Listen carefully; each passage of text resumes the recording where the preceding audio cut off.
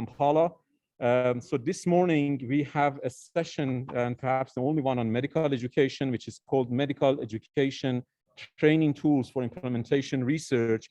And I have the honor to co-host this session with Professor Ali Jafarian from Tehran University of Medical Sciences, whom I introduced when his turn comes for his presentation.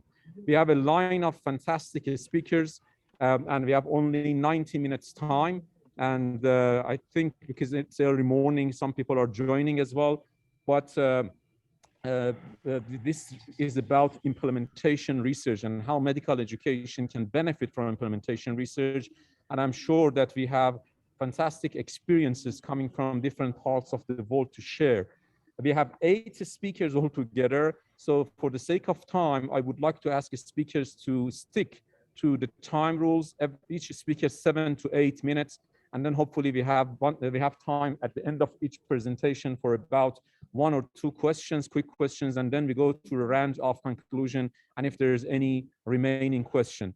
With no time deal, I would like to ask my co-chair, Professor Ali Jafarian, the ex-chancellor of Tehran University of Medical Sciences in Iran, professor of hepatobiliary surgery and the liver transplant, and as well as the head of the delegations at EMET Alliance from Tehran University of Medical Sciences. Professor Jafarian, please. Thank you very much. I'm talking with your microphone, of course. And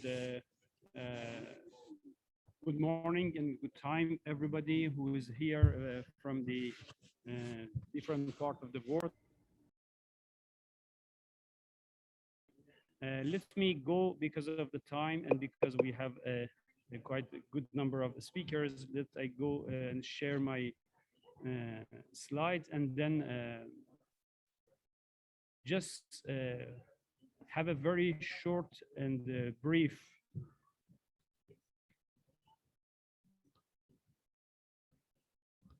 introduction to the panel that we are going to start now. I use this too? Okay. So, as you all know, and our participants know, our panel is named Medical Education Training Tools for Implementation Research. And I was just point out that what does it mean? What is the implementation research? And then through the panel, we will go to different aspects and different tools and maybe some examples of implementation research. So I'm going to answer very shortly to 3 questions. Why implementation research is important? What is implementation research? And how we can educate people for it?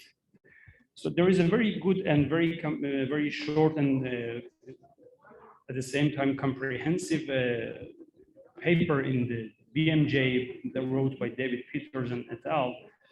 About the implementation research and what is it and how to do it.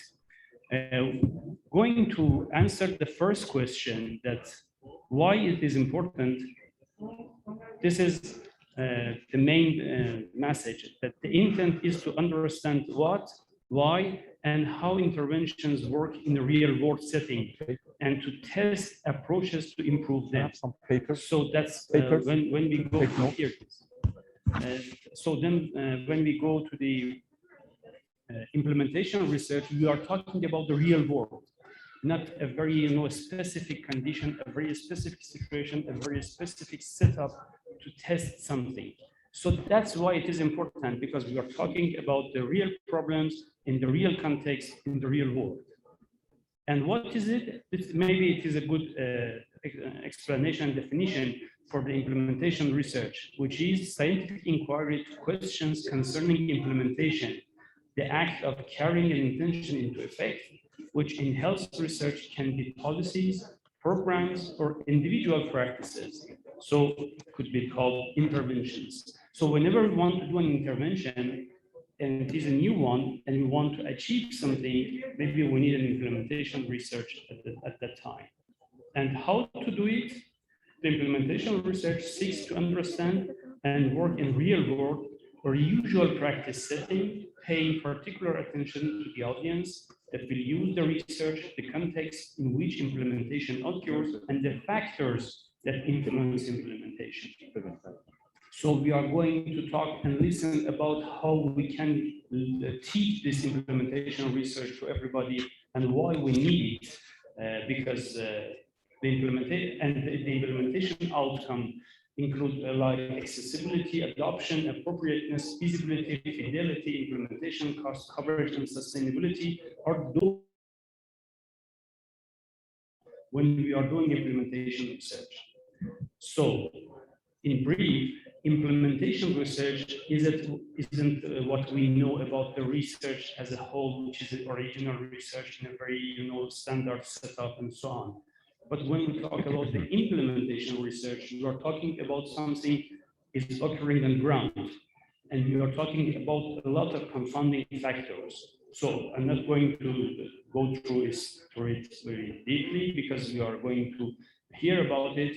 But that's the whole concept of implementation research and why we need it and why we should teach it to our audience. So back to Amir, we are going to start our session, and I'm sure that we will listen a very good and different aspects of our lectures here in this panel. Amir, over to you. Thank you very much, dear Ali. Colleagues, I forgot to introduce myself. My name is Amir Takian. I'm professor of global health policy at the School of Public Health and the chair of the Department of Global Public Health and Policy at Tehran University of Medical Sciences and the part of the Iranian delegates and aides. Our first speaker today is Dr. Fred Semitala Collins. Fred is a lecturer at the Department of Medicine, School of Medicine at Makerere University, the College of Health Sciences, and he's a senior researcher as well, and he's also the head of research at MJAP. And we have a privilege to have Fred as a first speaker who will be sharing with us his own experience from implementation research in medical education. Fred, if you're ready, the floor is yours. Thank you very much, and good morning, colleagues. Is it possible for me to share a few slides? I'd prepared a few slides, but if it's not possible, yes, then I'll just... They make you the host. They make you the host, and then you can share the screen. Are you the host now, Fred? I think I can share now. Okay, are you able to see my screen? Yes. Okay. Yes, it's great. Go ahead. Great. So, yeah, thank you very much. In a few minutes, I just want to talk about our implementation science capacity building program at the College of Health Sciences here at Makerere University.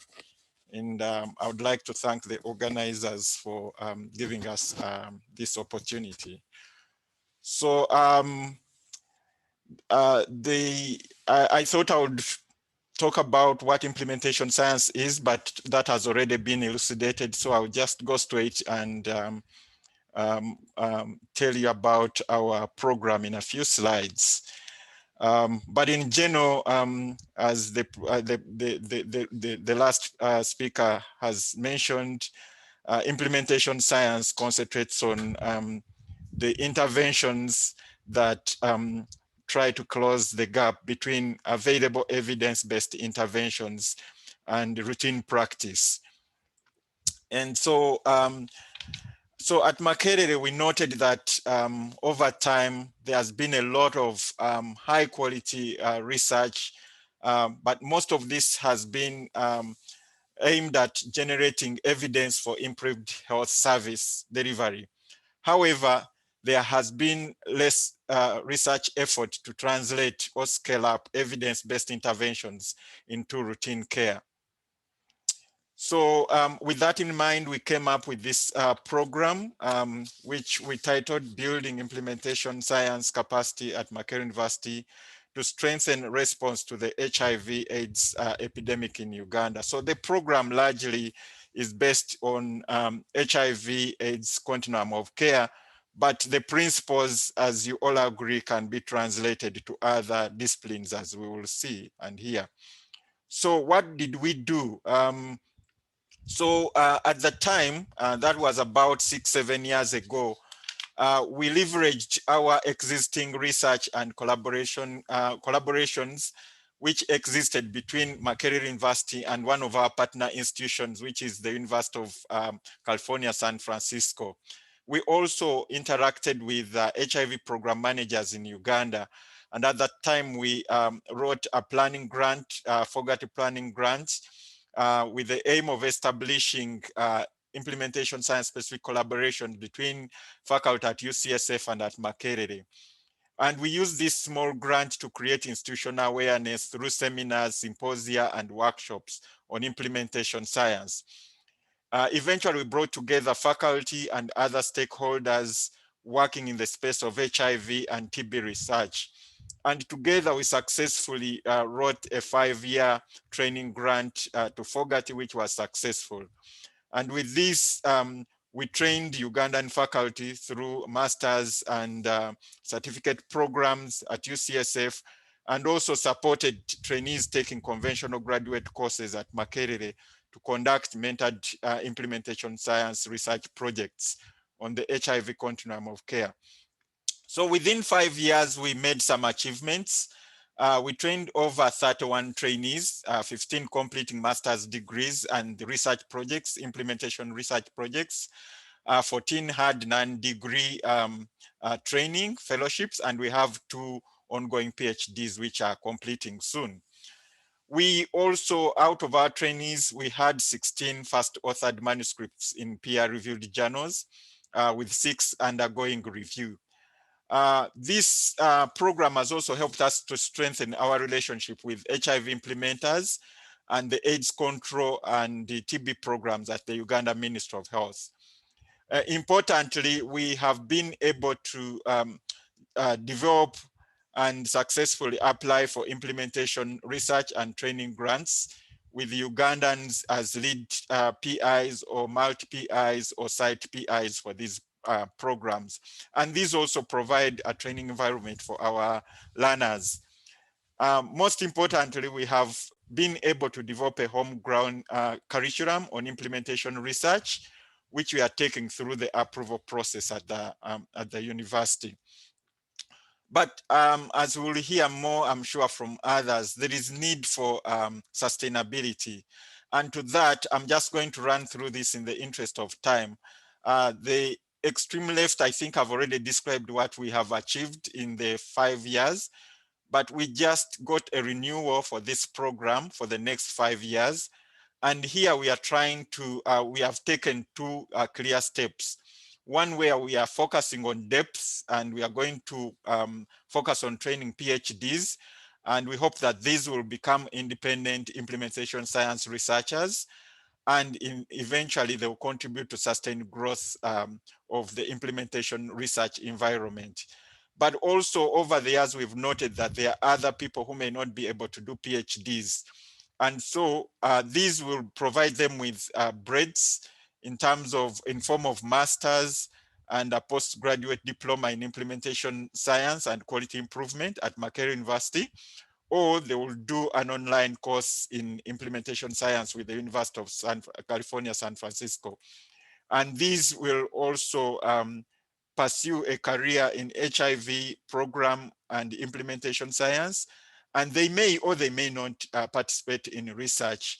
We have been amazed at some of our trainees who are based at the Ministry of Health, and they constantly tell us that their participation in our programs has changed on how their perspective on how they are driving their programs with the implementing partners. That previously they would go and tell the partners what to do, but now they have learned to positively engage partners into all the changes, and this has yielded very positively. There's so much more that I could say, but in the interest of time, I'll be happy to take some questions. These are the alumni of our programs with Professor Katamanchi in the middle there from UCSF. And over time, many of the training programs, which were initially led by colleagues from UCSF and other North American institutions, are currently being led by Ugandan faculty. Thank you so much for the opportunity to listen to me. Over to you, Chair. Thank you very much, Fred. That was a very interesting and insightful implementation research in practice in Macquarie University. For the sake of time, I think if there is no burning questions, I would like to ask the participants if they have any questions, raise their hands, or they can put it in the QA section so we can ask the presenters those questions. Apparently, there is no burning question at the moment, so we come back to you for it in the end, in the conclusion time. I will ask my co-chair to introduce the second speaker. Thank you very much, Fred. Okay, thank you very much. And we are going to the next speaker, who will be Dr. James Kayama. And I want him to correct me if the pronunciation is not good. He is a senior lecturer at Macquarie University and a consultant cardiologist at the Uganda Heart Institute. He has been educated in different aspects of cardiology and intervention in the past years inside Uganda and outside. And he will talk about addressing health professional shortage and the role of the emerging colleges. Dear James, the floor is yours. Thank you very much, Mr. Chairman. May I be allowed to share my screen?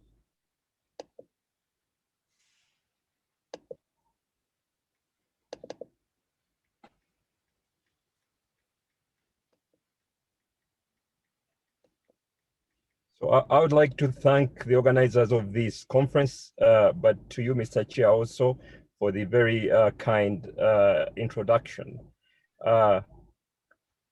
For this presentation, I'll make in my capacity as a registrar of the East Central and Southern African College of Physicians.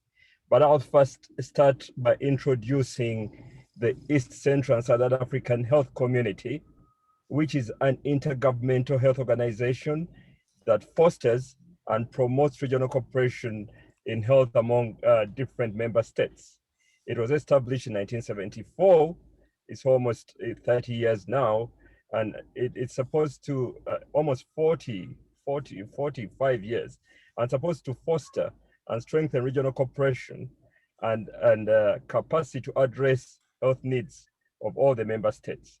So the members are, most of the East African nations, and those in blue are the core members of the ECSA health community. But then there are non-members who also benefit from the activities of the ECSA health community, as you see in my presentation. The population of the ECSA health community is almost 200 million, and one of the strategic mandates is human capacity development. Now, a part of the problems that the ECSA health community has recognized is the problem of human resources for health. And they've noted that the quality of the human resource is low and the numbers are extremely low. So the population in the community has few well health trained physicians. For example, a population of 200 million has less than 5,000 specialists.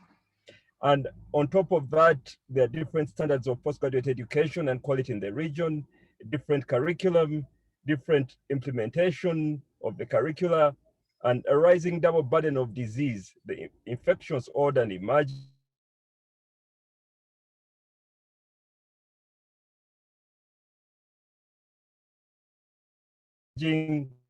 like the coronavirus, and anxiety.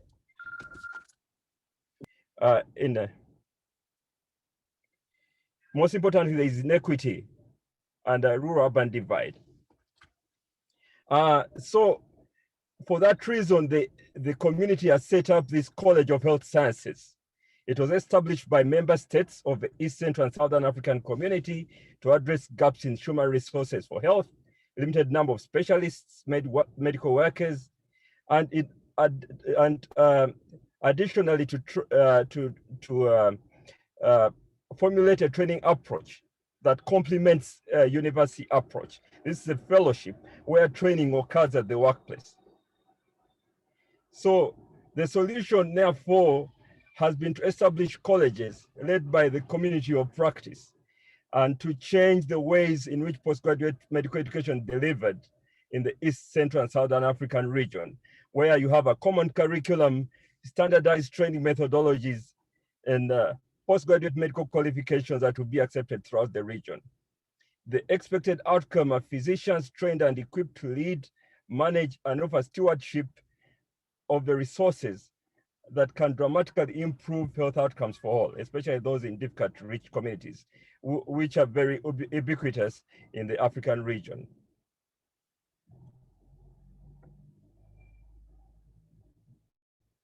So what has happened now since 20 years ago, the College of Health Sciences has set up constituent colleges, starting with the College of Surgeons, which is almost 25 years old, and recently the newest, the College of Obstetricians and Gynecologists, which was set up 2 years ago.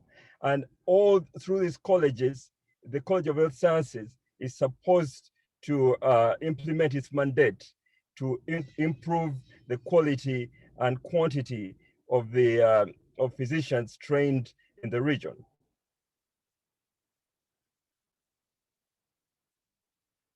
And I'll talk about ECSA, for which I'm registrar, as a case of actualization of the mandate of the East Central and Southern African Health College of Health Sciences.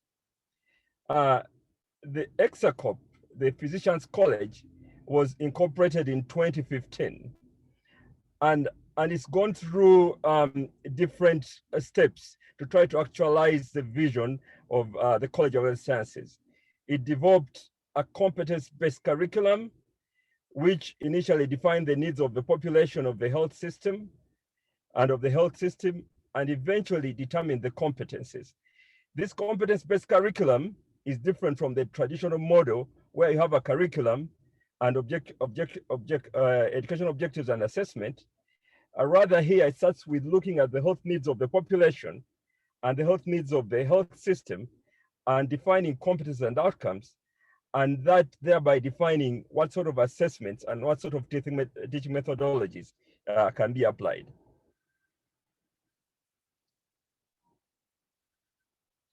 So we have identified faculty, and the faculty is actually the community of practice, which has constituted itself into clinical supervisors.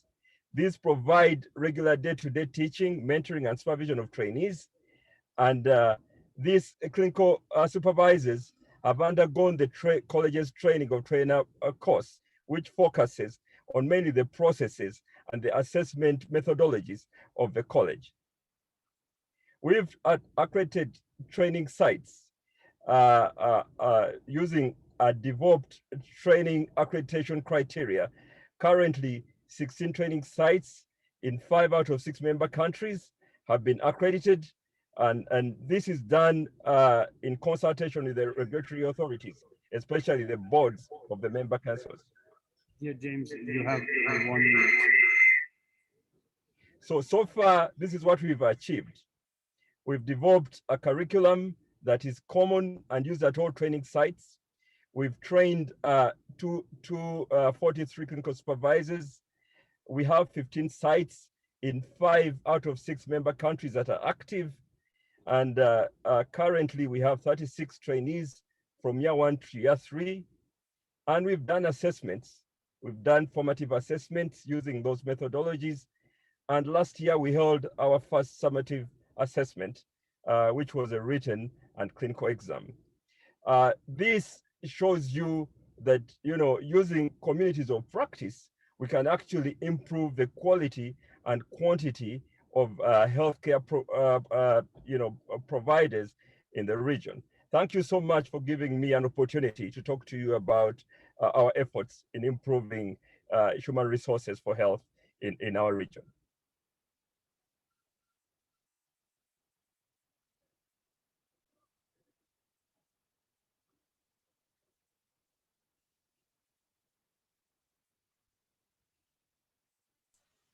Chair, you seem to be muted. Thank you very much, James. It was a very good presentation about how we can improve the teaching capacity, and when knowing about the deficiencies in the healthcare providers, and you are doing it in the vision of the cardiology and fellowship. I think there is no question now. So Amir will go to the next speaker. Let him stop sharing. James, do you mind if you stop sharing the screen? Thank you very much. Yeah, We want to start this next presentation. Let me Thank do you. that. Our third speaker is my very good friend from Singapore, Professor Yiking Theo. He is the Dean of the So Si Hak School of Public Health at the National University of Singapore, and prior to his deanship, he was the founding director of the school's Center for Health Services and Policy Research, and also served as the director of the Center for Infectious Disease Epidemiology and Research until 2017. He's presently a member of the Council of Scientists for the International Human Frontier Science Program, as well as governing board member of the Regional Center for Tropical Medicine and Public Health Network for Southeast Asia. Coming from one of the pioneer universities in the world and Asia, we were very keen, Professor Theo, to listen to your experience about implementation research. The floor is yours. Thank you very much, Professor Amir. And may I request the host to make me a co-host so I could share my screens as well. And while we are waiting for that, I'd just like to mention that it's a real pleasure to be taking part in this regional World Health Summit. The last time I was in the beautiful island of Kish together with Professor Amir and Professor Ali. And so it was a great pleasure to be with you guys again. Thank you very much for chairing this session. And I notice that I can share my screen now. So good morning, good afternoon, and good evening to all our participants. I thought I would use this very short opportunity. I have a very short time to talk about innovation in global public health education. And I think this is an area that we are very passionate about, particularly in light of what we have seen happen in the world around COVID-19. And I think it's useful to start off by talking about what does a public health education bring to participants, because it's clearly a broad-based education where we do not focus on just one singular discipline. We actually learn across multiple disciplines. The nature of global public health is interdisciplinary and transdisciplinary in nature. And a lot of the things that we do, there is a need for networking to happen, just like exactly what has happened to COVID-19, where a lot of the information comes from surveillance that is being performed globally. And we learned about the health policies and programs because fundamentally, public health education is looking at how do we advocate and then design, implement, and evaluate policies and programs that is going to impact people's life.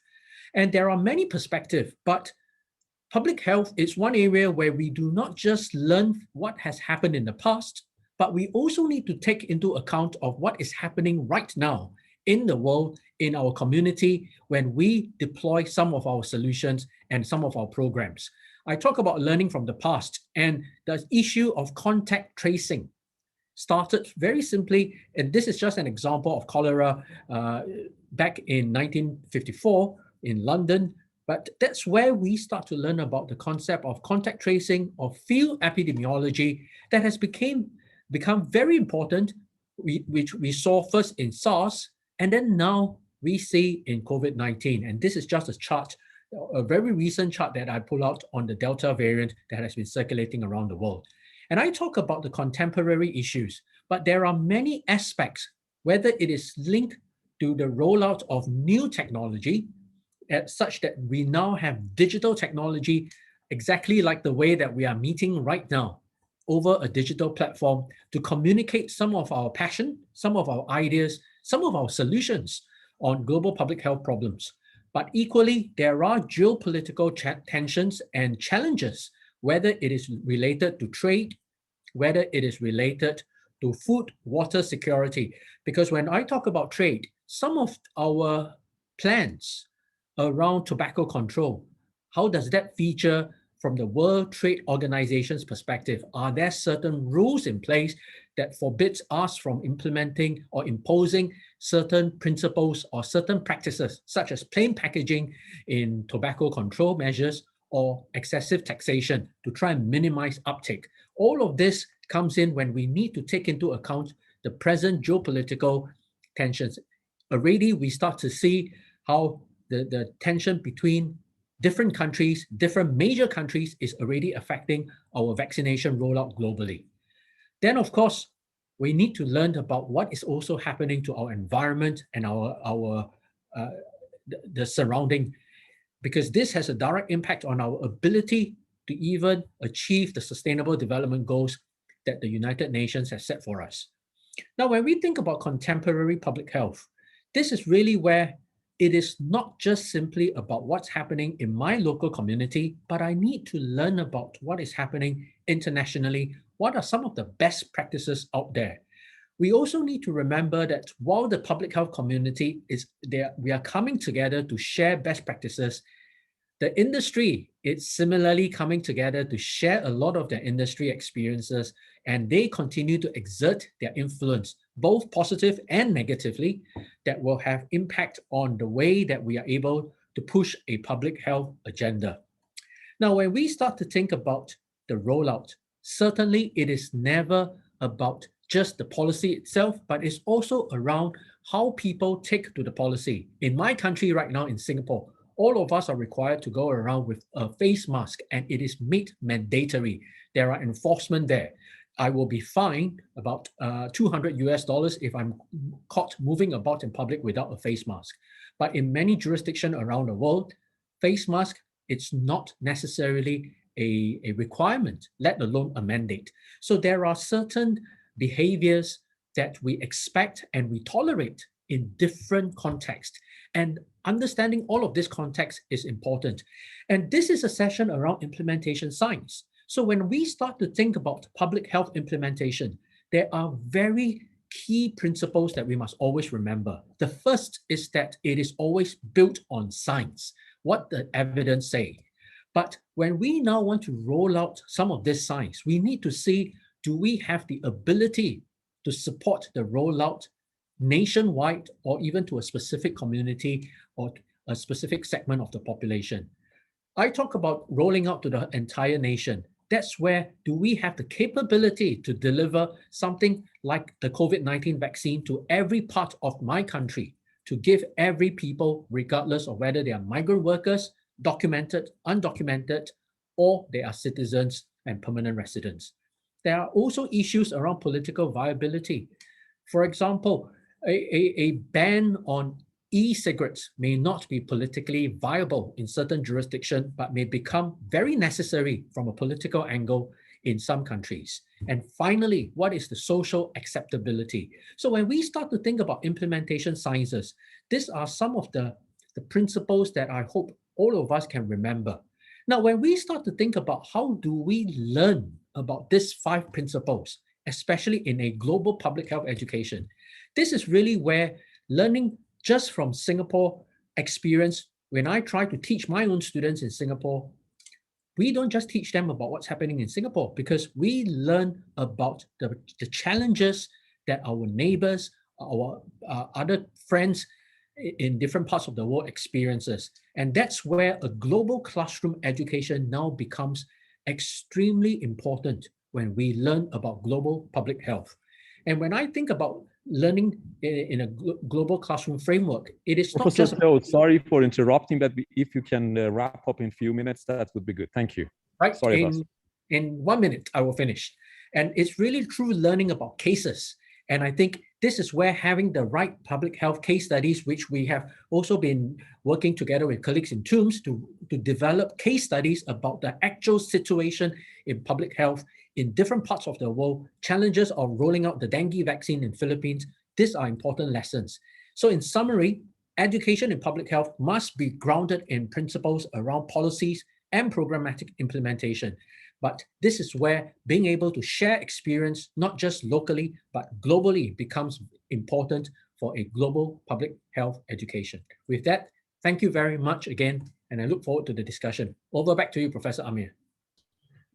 Thank you very much, Professor Theo. This is a wonderful experience that you have, and I'm sure Singapore, being one of the successful countries in combating the COVID-19 pandemic, building upon the experience that you had on SARS back in 2003 and the beginning of the millennium, is one of the good case studies in order to learn from. If there is any burning questions from the participants, please do ask. Otherwise, I will put things for the end so we can go back to all participants in them. I will hand over to my co-chair, Professor Ali, for introducing the next speaker.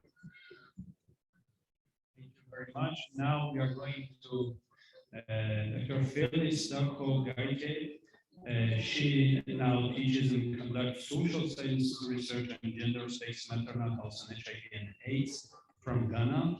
And she's currently a member of the School of Public Health team that collaborate in these significant issues in Africa, like HIV and AIDS, monitoring and evaluation professionals in Ghana. She is going to give us her lecture about basic principles of implementation research. Please, we are listening to you. Is he around?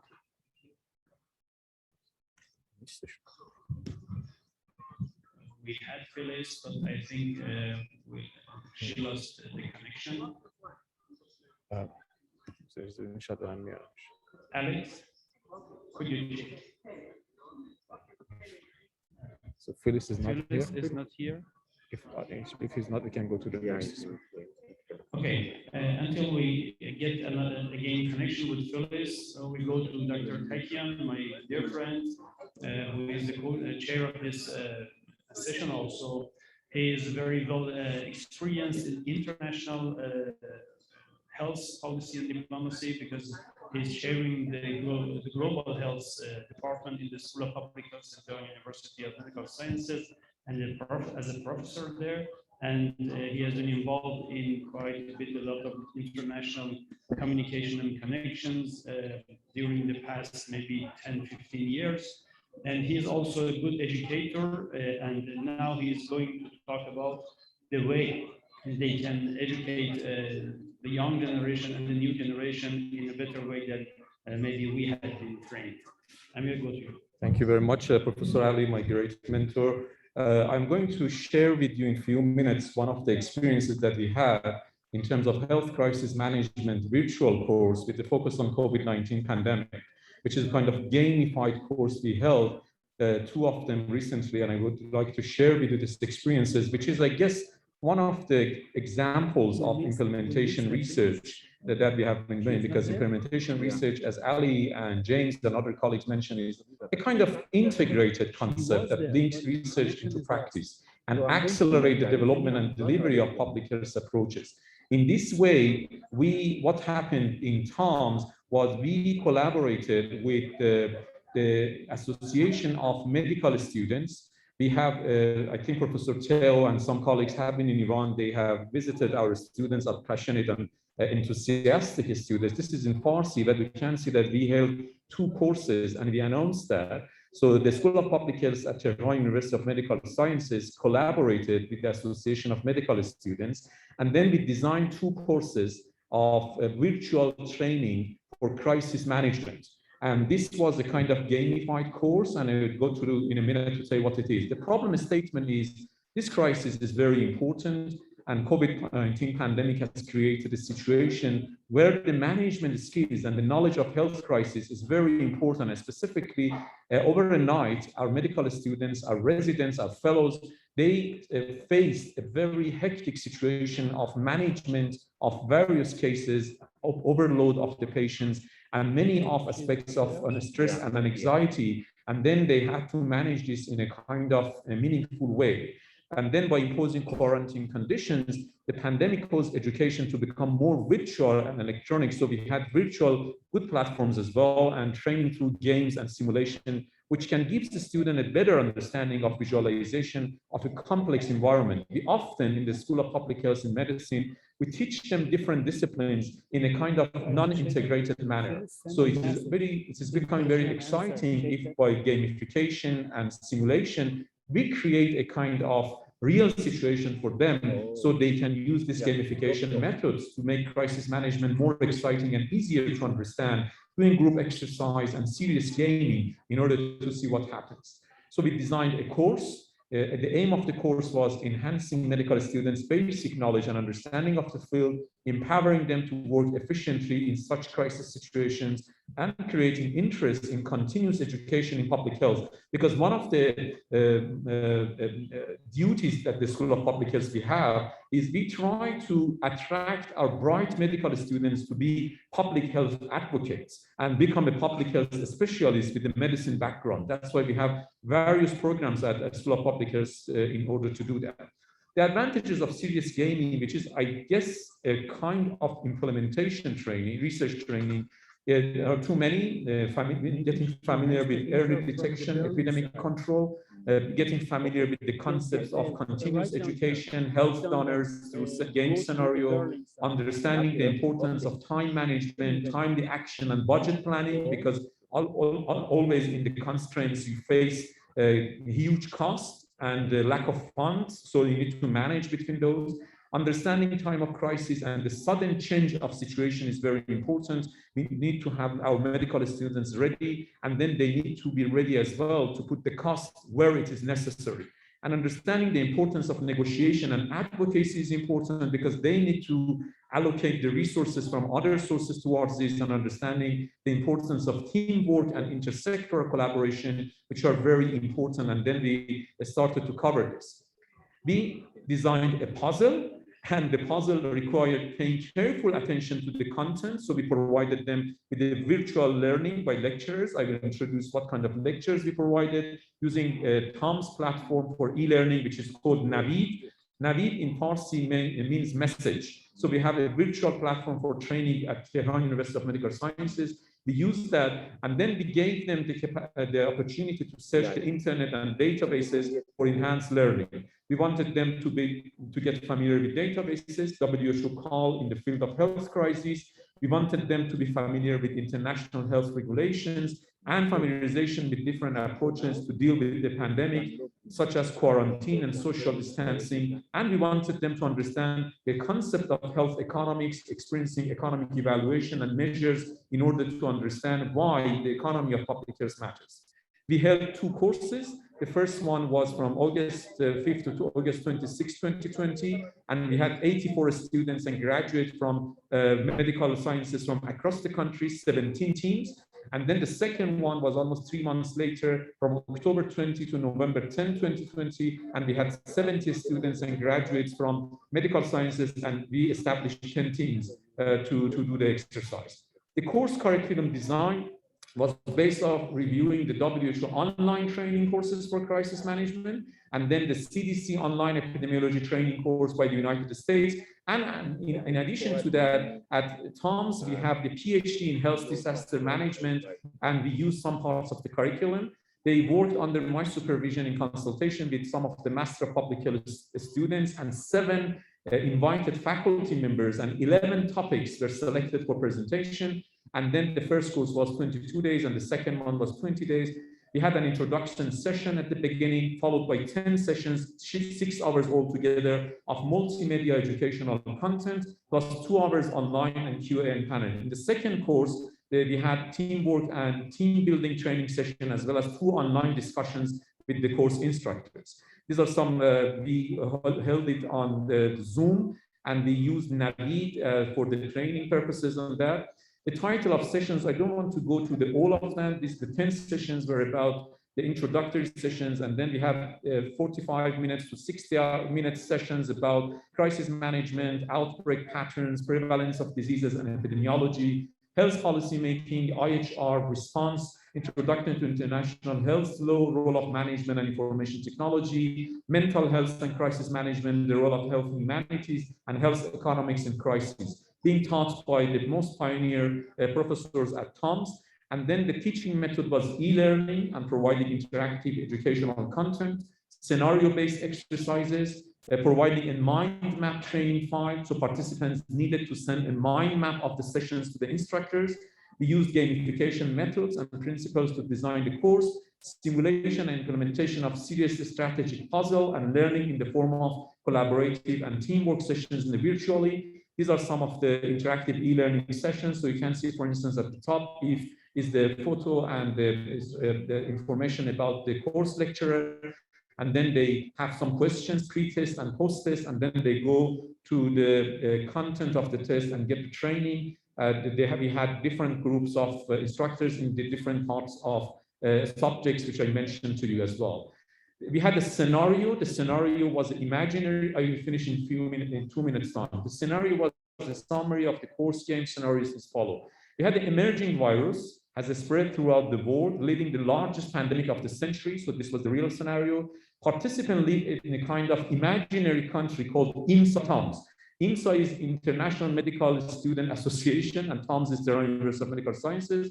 This is the name of the country. Each group of participants play a role in a city as a city elites and crisis management officers. So they needed to provide appropriate interventions and solutions, for instance, management plan to control the crisis in the city, and they need to take actions to mitigate and control the pandemic, supported by scientific help by IMSA TOMS Office of Continuous Education, which is, again, imaginary, affiliated with the Ministry of Health of IMSA TOMS country. And they can use the state budgets and the health donors donation budget that they obtained during the game, because they had to do advocacy for fundraising and going through the stages and solving puzzles and exercises they did. And then by that, the game's structure was played in 10 stages. Each stage included one of the 10 educational sessions. So they had 10 educational sessions, which I mentioned the titles. And then each stage of the game, they had to play one of those. They had to study the content, they submit the relevant puzzle, and they had 5 puzzles with the focus on problem-based learning. These were presented to the participants. They could be solved by reviewing the content and searching the internet. And they had 5 exercises with different scenarios related to the content. And then in the serious game, they had the possibility of receiving guidance from the puzzle manager by spending in-game money. So we economically controlled them. If they wanted to go to the instructor, they had a certain budget. If they wanted to ask more, they had to pay more money, so they lose their budget. So in this way, we created a kind of a competitive environment among them. And during the second course, 2 online discussion sessions, which were optional but containing prizes, were held on a Zoom platform. And in these sessions, the team, as crisis management scientists, reviewed scientific evidence and documents and advised an imaginary country that was on another continent as well. The first session was about infodemics, and the second one was the need about the possibility of the quarantine. And we had a Q&A session in the end. We can see that we had a winner of the game after the end of the 20 days game, which was equivalent to 100 days in the imaginary country of IMSA TOMS. Each real day was equal to 5 days in that country. The average percentage of intervention of each team was calculated by the COVID simulator, and then the number of deaths in the city during the game was measured. So the group that they had the lowest mortality was recognized as the winner. And then they were awarded an internship with WHO, which we had arranged in the past. And then we had the evaluation and certificate as well. The evaluation happened as a pre-test and the post-test, and on the TOMS virtual platform for education, we evaluated them as well. You can see some of the goals that we have and we achieved. We had a pre-test and post-test, we had educational objectives. The indicator of success for puzzles was being solved by at least 80% of the participants. The real figure was almost 94% in the first and 96% in the second course. And we investigated the participants' attitudes, and they highlighted the byproduct achievements. For instance, critical thinking skills, time management, teamwork, and team building things, and particularly in the virtual form. I'm almost finished. These are some virtual closing ceremony. We invited the officials to join us, and you can see these beautiful young faces attending the course with the instructors in order to discuss about this issue as well. And by this, I would like to say that implementation research means for us, by bringing at the time which we need most, what we have done in the past in order to somehow create the opportunity for effective management. And I guess we did it in this way. And I would like to provided this very good poet from Saadi Shirazi, an Iranian poet of 30th century, says that human beings are members of a whole in creation of one essence and soul. If one member is afflicted with pain, other members uneasy will remain. If you have no sympathy for human pain, the name of human you cannot retain. Thank you very much for your attention. Thank you, Amir, for the very great presentation of the innovative way of training. We will stop the sharing. Fortunately, we have Phyllis now with us, and I just repeat that she's working and teaches social sciences research on gender, sex, mental health, and HIV/AIDS in Ghana. And now she's a member of the School of Public Health team that collaborates with other institutions to provide training for HIV/AIDS and monitoring and related professionals in Ghana. Phyllis, now we are listening to you. Thank you very much, and apologies for dropping off. I was trying to come back in, but it was taking a while. Sorry about that.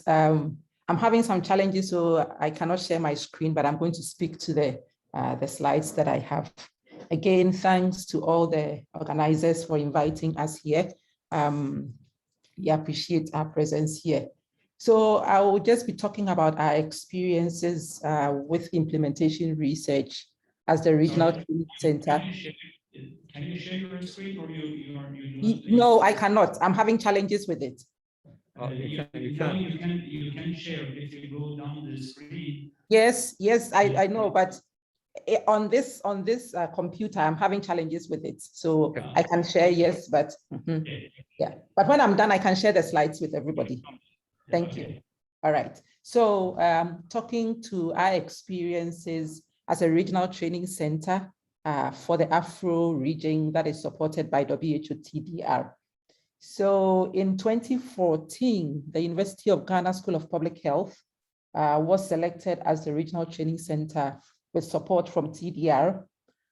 And from that time, we have been implementing different kinds of capacity building tools in the area of implementation research. Also in the year 2015, the School of Public Health was again selected as a TDR postgraduate training scheme, one of the hubs. And since then, we've been also focusing on training postgraduate students in the area of implementation research.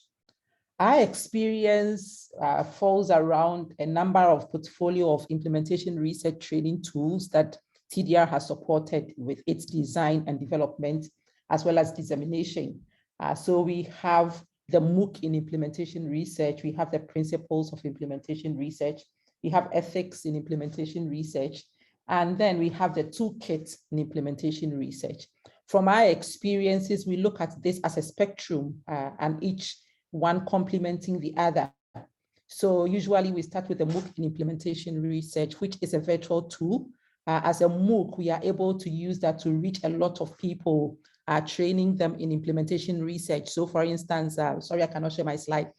When you go to from 2018 to 2019, we've been able to train over 3,000 people in the MOOC in implementation research. That is usually looked at, or we consider that as the starting point in terms of the kinds of competencies that we want to offer to participants. So as the MOOC, because it's virtual and usually we have large numbers of people who participate, you largely would not have a lot of interaction between the participants and the facilitators. So we use the principles of implementation research, which is a face-to-face tool to complement that. That allows you to come into a space and have interactions with facilitators with the design of teaching you from introduction to implementation research through stakeholder engagement in implementation research to methods in implementation research and also ethics in implementation research. For the principles of implementation research, we do this for between 4 to 5 days, have participants leaving their desks to come and have those courses. I will come to the challenges with that shortly. In support of that, we have also realized that when it comes to implementation research, a lot of ethics, those who sit on ethics review boards have challenges in appreciating implementation research within our context. So we also have the ethics implementation research that reaches out to such targets. And finally, we have the toolkit in implementation research. The toolkit, as some of you may have come across, we had it originally in the system, but it was revised, and then now we have it as a virtual tool, and also designed more as a self-learning tool. So the toolkit in implementation research focuses on introduction to implementation research, understanding implementation research, and also a number of things, as well as team building, how to get it conducted, and all that. I want to use this to speak to the fact that with all these spectrum or tools that we have, there is one thing that we have been focusing on, especially in the area of characteristics for implementation research. That is the fact that implementation research is multidisciplinary and also multi-stakeholder. Our key focus has been on practitioners, has been on implementers, because we know that they are at the forefront of implementing interventions across the region. And our ability to support them to gain these tools will help us to identify barriers in the implementation of these interventions within real life settings, as was mentioned earlier on, and our ability to address them. As a tool, the target is for health service providers, for program staff, for researchers, and also for any other person who is interested. But for TDR support, we know that we focus a lot on neglected tropical diseases, and we reach out to people who are on the field, who are actually implementing interventions on the ground and need support with that. I want to quickly speak to some of the challenges of our role as a regional training center in implementing this portfolio of short courses. A lot of the times we have to figure out, what do you want to offer in terms of the competencies? Who do you want to train? The mode of training, the duration, and also the language barrier. So in terms of the competencies as an implementation research, we know that within our context, there are a lot of people who are at the basic level, and they are trying to gather more understanding to get to intermediate and also to the advanced levels. And we give support with that. Who do we train? We try as much as possible that our programs bring everybody to the table. We do for postgraduates, we do for researchers, we do for implementers, and also policymakers. For the mode of training, with all the examples that we have shared, some can be face-to-face, some can be online. But with the toolkit, it's a self-learning tool. So we support people to use that. And currently, to address some of these challenges, because there is kind of gaps between these tools, it's like we offer them in isolation. There is the opportunity for us to look at how to bring it all together, how to walk participants through from the MOOC of implementation research through to the use of the toolkit in implementation research. So with that, I would want to thank you for the opportunity. As I mentioned, I'll share the slides with organizers, and they can also share with participants. Thank you very much.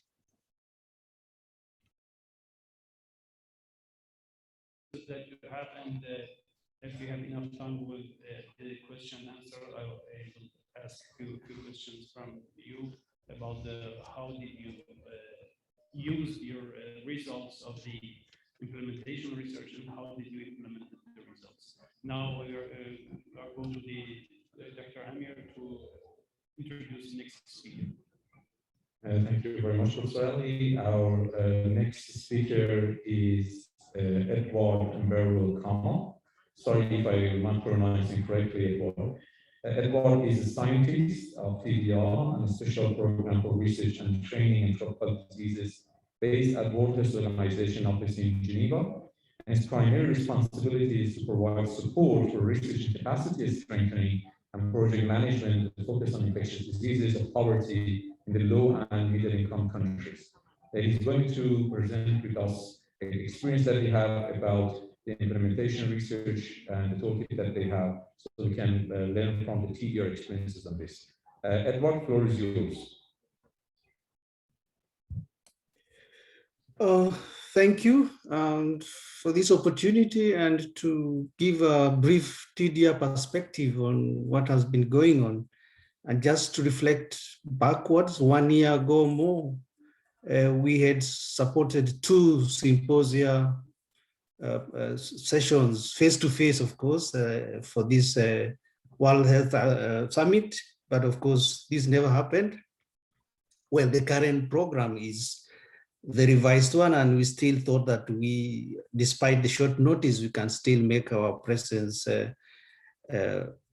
visible. And that's why I'm here. And I just going to complement what my colleague Phyllis has just indicated to you, that most of the training that TDR supports is done by institutions and individuals out of TDR.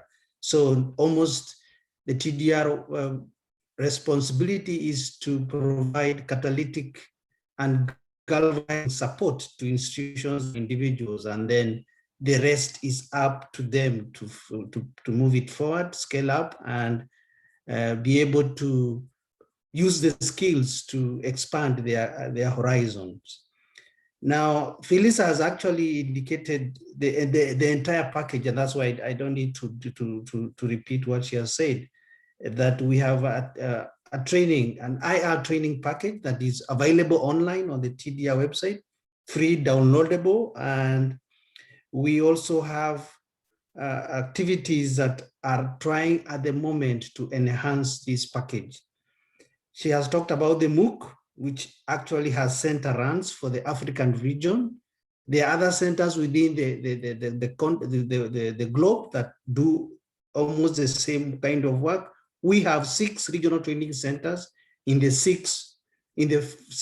5 of the 6 regional blocks for WHO.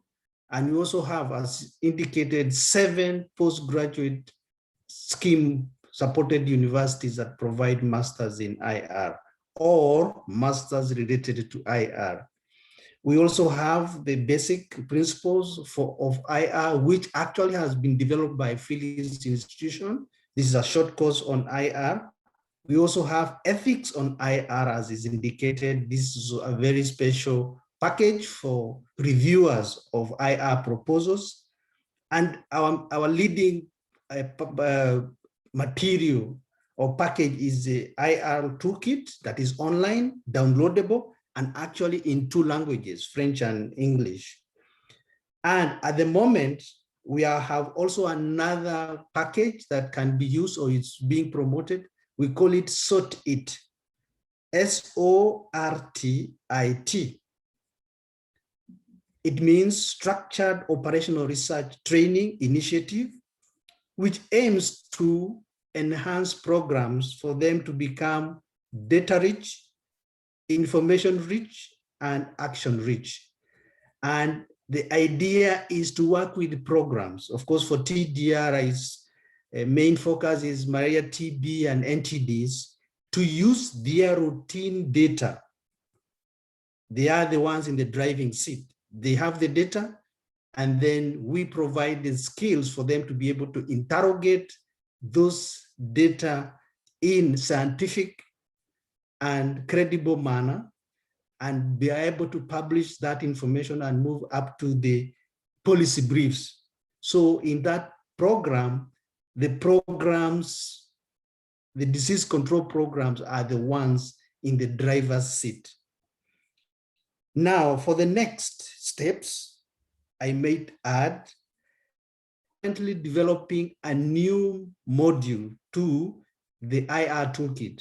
As Phyllis indicated, the current toolkit has 7 modules, but within the next few months, we are developing a new module on gender and intersectionality. This is based on the fact that there is a big movement of leaving no one behind. Unless some of the small issues are sorted, you'll always have some people left behind. And our contribution to that is to have a module that will be incorporated both in the English and the French version that will focus on gender and intersectionality. We are also enhancing the online toolkit into a virtual platform, which we are also hoping will be able to integrate team-based training, and also, and most importantly, mentorship. So these are the two key areas that we are aiming at in developing the virtual platform. And we're hoping that by the end of this year, we'll be able to have this virtual platform pilot tested in Malawi and Ghana. And I think I will be willing to have any discussion after this. And I think I'll stop there because I was just complimenting what my colleague Phyllis has shared with you. Thank you. Edward, thank you very much. TDR has been quite fundamental, specifically in the context of low and middle income countries for implementation research. And I'm aware of the efforts that you're doing to foster this kind of culture of research, specifically in the country of LMICs, which is bringing many times huge difference to the life of people. I'll come back to you with some questions about that. Our last but not least speaker is Professor Ali Jafarian. Professor Jafarian is the hepatobiliary surgeon and the professor of liver transplant and a pioneer surgeon of doing liver transplant at Tehran University of Medical Sciences. He has conducted over 1,000 successful liver transplants there. He used to be the chancellor of Tehran University of Medical Sciences, and at the moment is the head of the delegation from Tehran University of Medical Sciences at MH Alliance as well. What he's going to talk about is implementation research in COVID-19 era, and he's bringing an experience of a surgeon and how actually implementation research can be conducted through the view of a surgeon to help people in the COVID-19 era. And then after Ali's presentation, we come to some questions and conclusion then. Professor Jafarian, first. Thank you very much, and keep the time for me. Sure. And first, I want to thank all of the organizers. Maybe I will show you how many people are working here, and you can see and hear this online session, and also Dr. Charles Winkler and as the international president, and also all of the M8 Alliance members and the WHS, because of having this fantastic venue for this regional meeting. And as Andrew said, I am a surgeon and I work in a very large hospital, which is a tertiary care hospital named Imam Khomeini Hospital Complex, and now with 1,200 beds. And as you see in the right side, a new huge building is going to be added shortly, and it is going to 2,000 beds. And this is the numbers of the COVID-19 patients in the past maybe 16 months who were referred to our hospital. As you see, we had like 12,000 admissions on COVID-19 with a total mortality of 15.6%, which includes both suspected and definite deaths due to COVID-19. And if you look at this graph, you will see the new admission trend. We had 4 peaks in Imam Khomeini Hospital, which is mirroring the image in the country. And we have been in the first peak, we have less than 80 new admissions a day. And in the 4th peak, which was quite a month ago, we went to more than 80 admissions per day. And this is the trend of inpatient cases. As you see, the 4th wave, which was happening a month or maybe 6 weeks ago, it was the worst one, and we reached to the 430 inpatient COVID cases, and the blue line is the ICU cases. So we are working in a very large hospital, and which is a tertiary care hospital, but which was a very big referral hospital in the COVID era. And what we did, as those who were not directly involved in the problem, but were beside our colleagues there. The first thing that we did, and we want just to make emphasis on the dates. If you see in April 2020, which was less than 2 months after the beginning of the pandemic and the problem in Iran, and we published this perspective on 12 lessons on hospital leadership during COVID-19 pandemic. What we talked about was that the leadership of hospital during such a huge crisis is not a working thing, and we should share what we learned from that. And these are the 12 lessons that we made out of this perspective, which was published in a supplement, and was not peer reviewed because of the time, and we communicated with the editors. And that was because we wanted that our colleagues in other hospitals in the country and in our context and take this into account and consider those messages that should be kept in mind if they want to do a good leadership in the crisis. And very shortly after, we had a problem with the elective cases.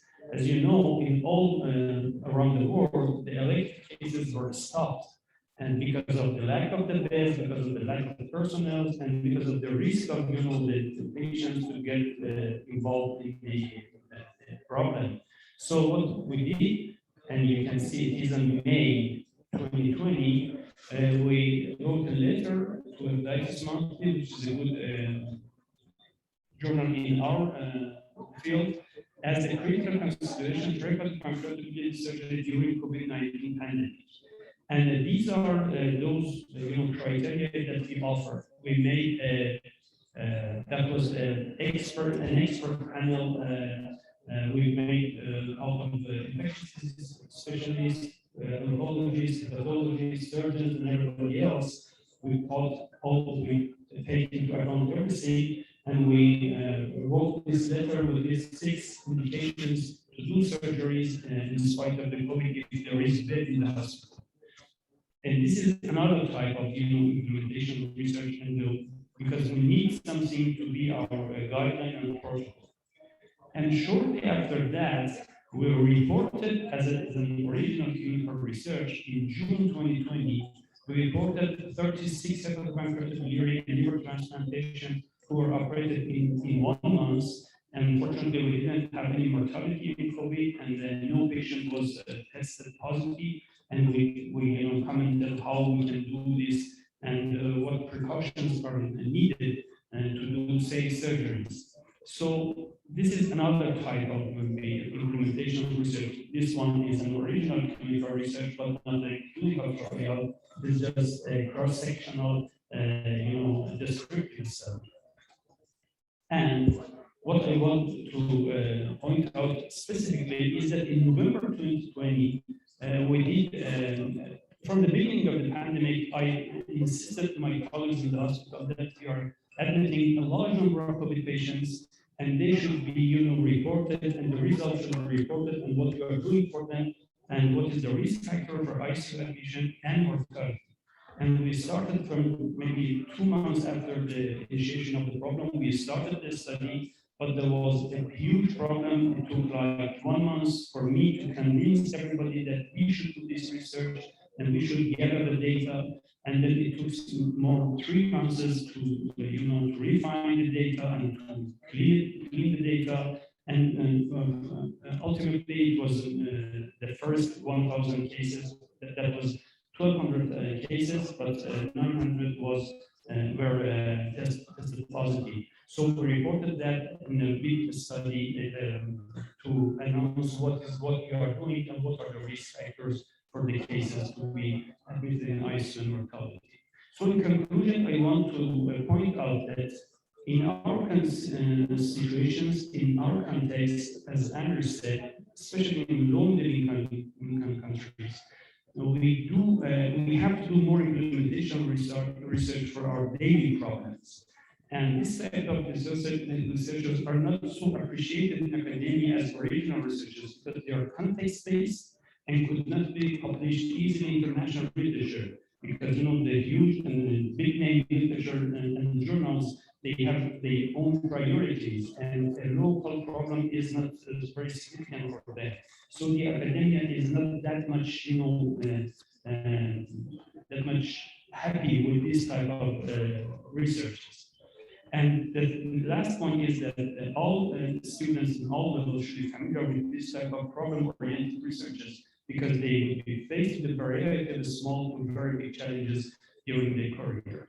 Ending with this photo from a newly opened subway station nearby our hospital, Mount Hospital, which is named after all healthcare workers, health defenders. And this is just a few, maybe 7 days ago, and less than 10 days ago, that the name is wrote there. And we are happy that all healthcare providers were very enthusiastically and dedicated for management and caring the patients with COVID in the pandemic. And thank you very much, and over to you, Ali. Thank you very much, Ali. It was a great experience, and I have been witnessing the work that you have been doing in this complex Mount Hospital. And by this, I would like to acknowledge all healthcare personnel and healthcare providers across the globe who lost their lives because of helping others for providing healthcare during a very difficult time of COVID-19 pandemic. Okay, thank you very much all presenters for fantastic contributions and share of experiences that you have had with us and with the participants. We have 10 minutes for questions. If anyone, I see the questions are coming. If anyone wants to raise any question, please kindly type in the Q&A session. And then I will ask the specific person whom you have a question from. Please address the question to whom you want to point the question, and then I will ask that. One of the questions that I would like to ask all panelists, if you don't mind, the panelists, you to turn on your video so you can see you, and at least we can make a feeling of you guys. Thank you very much. I would like to start from the first presenter, Fred, and ask if the same question and give you 30 seconds each to somehow summarize about this particular question, which is very important, and it somehow has been raised by some of the participants. The question is, we had presentations and experience from high, middle, and low-income countries in terms of implementation research.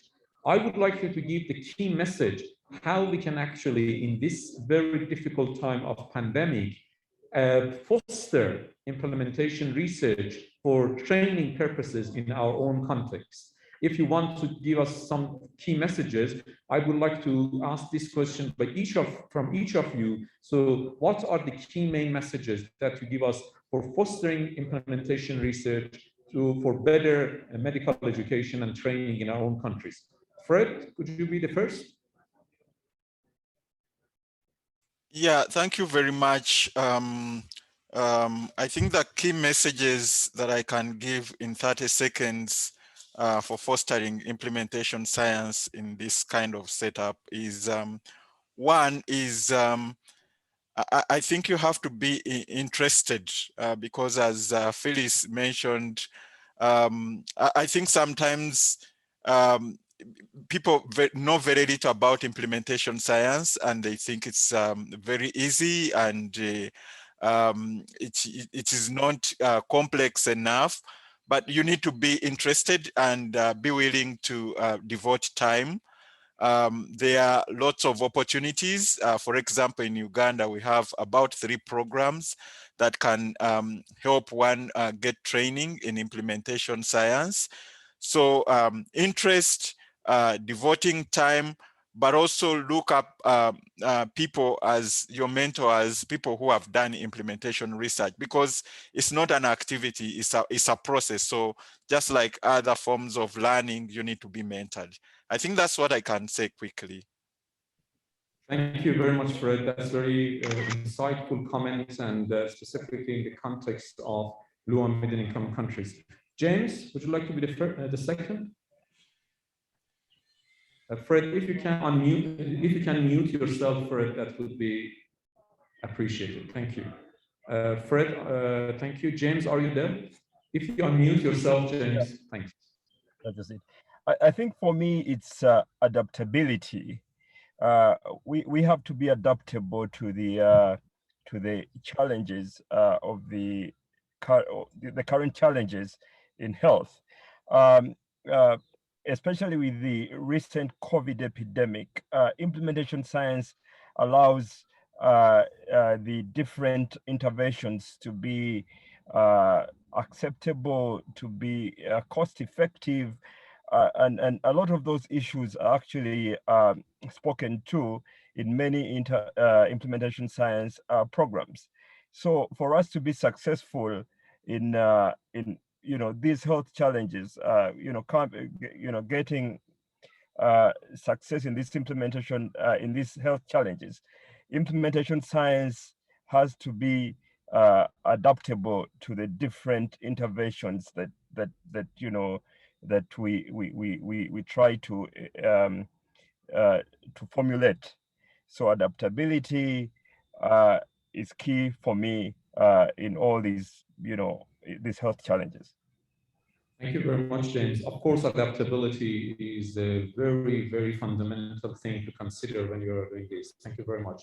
If you could mute yourself, James. The third speaker was Professor Tell. Professor Tell, I have a little bit different question for you, because you come from a different context that many of us, the high-income country, and the responsibility of high-income countries, specifically in terms of the challenges of global health. And you mentioned quite a few, specifically climate change, which is becoming one of the huge issue. And you mentioned about the geopolitical challenges that we were facing.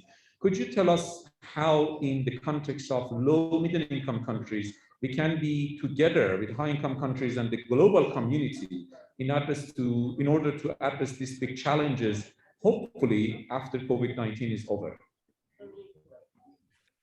So thanks very much, Professor Amir. It's a difficult question, because I think when you start to talk about some of these global problems, the global challenges, actually, advanced economies do contribute a disproportionate amount of the problems to some of these global challenges. But actually, the solution space is going to come from many countries, including the low and middle income countries, as well as the advanced economies. And I think this is where, if I tie your second question to me with your first question earlier on to James and to Fred, I would still come back to what I mentioned earlier in terms of the way that we educate people in global public health. And that is through the use of case studies, because I do see that case studies become a very important aspect when we start to think about implementation science. Because when we talk about implementation science, the context of the community of the country that you're talking about matters a lot. And this is where the context really needs to come from learning what was very specific to the rollout of the dengue vaccine in Philippines versus the COVID-19 vaccine in Israel, for example. These are all the different contexts that needs to be brought into play to find out what has worked very well in one setting, but not very well in another. Equally, when I talk about plain packaging in a country like Australia and in Singapore, they have very different impact and outputs.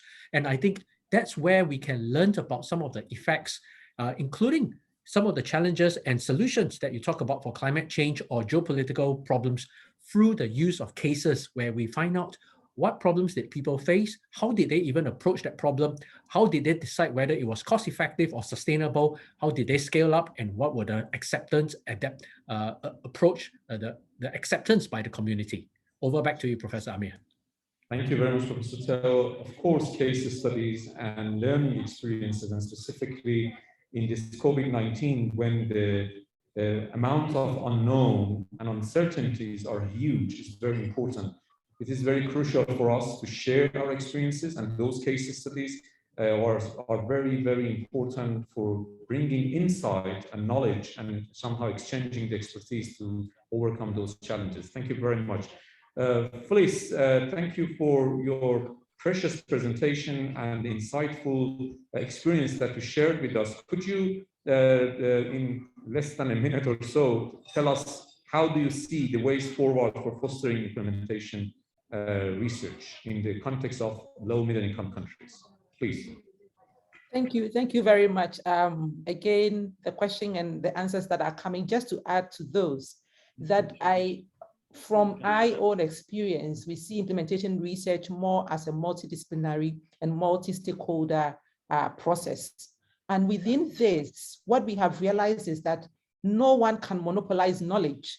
A lot of the times when we are looking at issues of context, and especially when we want to come up with implementation strategies, co-creation has been very, very effective when we look at a lot of the case studies that come up, which means that community has knowledge to share.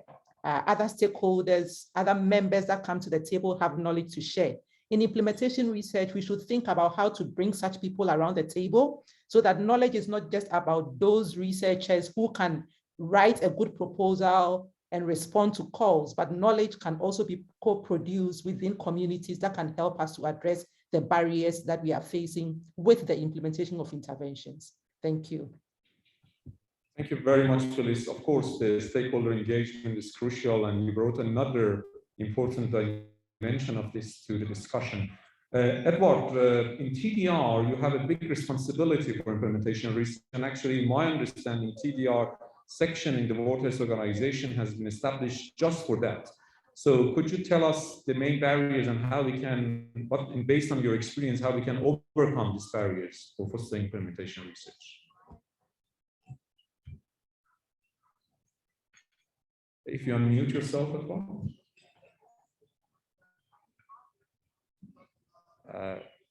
Edward, could you kindly unmute yourself? You can unmute him. Can you? Oh, yes. Yes, I have. Sorry. The question is quite broad, but I'll attempt in a few minutes or 1 minute to say that our biggest barrier is funding. It takes a lot of effort to convince funders that implementation research is an important part of our activity that should be promoted and funded. So as you very well know, this is an area that is new. TDR has been in this field, in this space for the last about 10 or so years. Previously, it was in biomedical and clinical research. So coming along with the same funding opportunities is a challenge, but it still remains one of the biggest bottlenecks. And I can only indicate that having a global mandate means you require to have a bigger basket of funds to be able to distribute to as many countries or institutions globally. So that's not easy. So selecting and working with specific organization also comes with its own risks of reputation and all this, but the bottom line is enough funding. And of course, at the country level where you expect the impact or the activity to be implemented, one of the big issue is on changing the paradigm that you need people to be able to appreciate that the scope and value of implementation research. As your colleague from Iran indicated that in some setting, implementation research is regarded as a second level type of research, but actually it should be the other way around. If you produce as good products as possible and then they don't get to the people that need them most, then that is a failure. So convincing even the researchers at the country programs that the scope and value of IR need to be raised or reconsidered, which means also having local funding is also a big challenge. So I'll just mention those two, but they seem to be among the priorities that we have to address each and every day at TDR. Thank you very much, Edward. Of course, funding and somehow creating the culture of implementation research and convincing the decision makers for allocating enough funds for this is one of the main challenges that we have everywhere in the world, and particularly low and middle income countries. We have almost finished. We are 2 minutes late, but we started 3 minutes late. So with that, I would like to take one of the questions that one of the audience asked for me, which was whether this gamification and the program that we have for our students is available for other countries as well.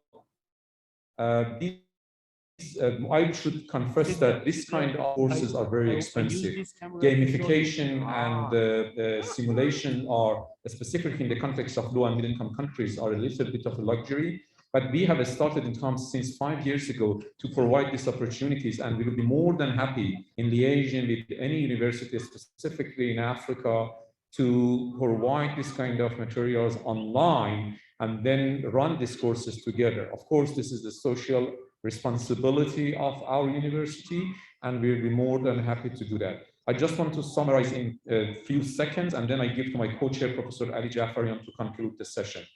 In implementation research is putting everything that we have had into practice in a way that we can bring better life for human beings.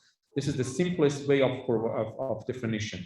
COVID-19, with its own challenges, has provided us with the opportunity to make this happen as a reality. Of course, in challenges of convincing people, funding, weak institutionalization, and weak intersectoral collaborations are still there. But I think adaptability to the situation, providing good case studies as mentioned, and learning from each other can somehow change this very difficult situation to an opportunity to have the culture of implementation research as a kind of DNA of all academic institutions and all the health system. With that, I would like to thank you very much, our fantastic chairs and all the participants. Thank you for being with us. Thank you for sharing all experiences. And I hope that we can collaborate with each other in the future for fostering better implementation research in medical education across the globe, everywhere that we are. With that, I would like to ask my co-chair for the conclusion and concluding remark. Thank you very much. Okay, I just want to thank Alex first, who is behind the scene and is doing all the communication. And you can see also some other guys over there that they are all working hard for this to happen. And I also want to thank all of the panelists, James, Theo, Fred, Edward, and Phyllis, and also my co-chair, Dr. Amir. All of you were very good participating in this, hard situation, which was, we were expecting to see you here and have a face-to-face meeting, but according to the situation, we have to do this in this way. And may all of us pray for the humankind to get rid of this virus worldwide and control it, and then we will have again our normal life and normal conferences in the next time. Thank you very much, and wish you a very good day.